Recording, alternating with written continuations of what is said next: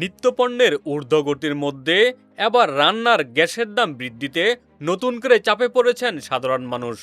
মাত্র ৩ মাসের ব্যবধানে ১২ কেজির এলপিজি সিলিন্ডারের সরকারি দাম বেড়েছে প্রায় ৪৩%।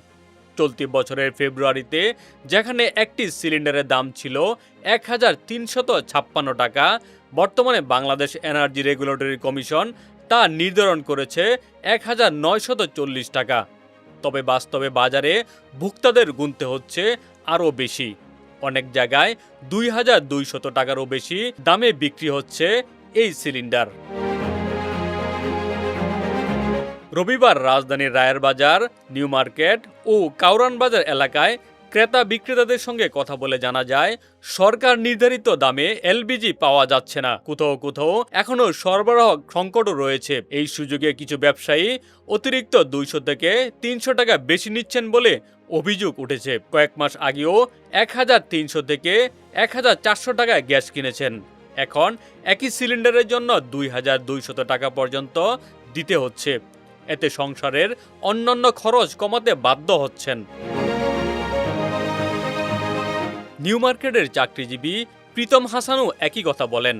তিনি বলেন, বেতন না বাড়লেও গ্যাসের পেছনে মাসে অতিরিক্ত কয়েকশো টাকা ব্যয় হচ্ছে। অন্যদিকে মেসে থাকা শিক্ষার্থী রিফাত হোসেন জানান, হঠাৎ মূল্য বৃদ্ধিতে তাদের মাসিক বাজেটেও চাপ তৈরি হয়েছে। তবে খুচরা বিক্রেতারা বলছেন তারাও বেশি দামে সিলিন্ডার কিনছেন। রায়ের বাজারের বিক্রেতা মোহাম্মদ সজীব মোল্লার দাবি, কোম্পানি থেকে বেশি দামে কিনে পরিবহন খরচ যোগ করলে সরকারি দামে বিক্রি করা সম্ভব নয়।